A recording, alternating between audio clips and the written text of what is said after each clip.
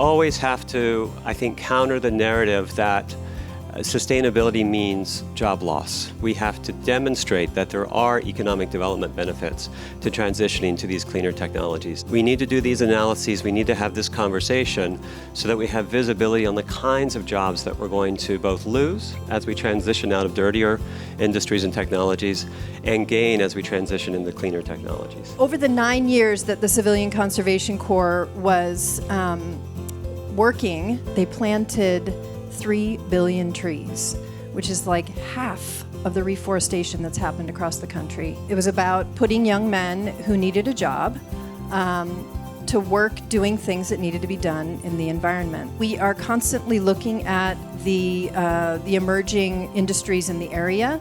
So transportation is a direct result of all of the work with Metro.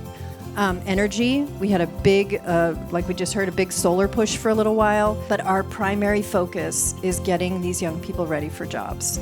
So my purpose in life right now is pipelines into the Corps and pipelines out of the Corps. I represent about 140,000 skilled and trained men and women in LA and Orange County. Our program for apprenticeship across all the over 50 unions, we don't rely on outside money, we pay for it ourselves. We have to have that viable funding in place to be sustainable. We've been around for over 100 years. We're not about the jobs, we're about careers. The county has come up with a good plan, I think.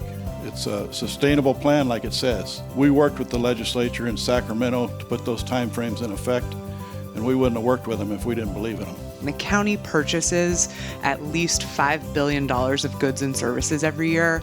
We want to ensure that we are promoting climate resilient, GHG reducing social enterprises, and that we are promoting small business development. As a workforce development department, I've felt it's incumbent upon us to ensure that we're bringing people with an equity lens from the local community through our training programs and into these high road career pathways. Really, economic development for this county is about supporting good business growth with businesses that are providing career pathway, family sustaining jobs with benefits, and then making sure that we're elevating our workforce. What my team does at Lacey is focused on making sure that underrepresented groups are engaged at every clean tech stage, from ideation to workforce to deployment. Last month, we actually launched our very first cohort for our APC fellowship.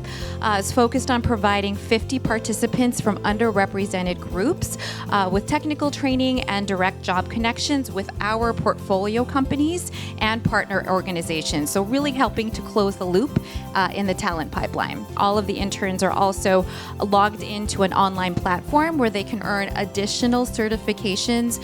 We certainly use a lot of economic modeling software to determine where we should direct our resources, and doing a deeper dive on our return on our investment for some of our training dollars that we're spending would be very useful. But I think wins are these direct partnerships where we know that we're training people for jobs that exist. It's not just necessarily about creating green jobs, it's making more jobs green. So tons of opportunity all around.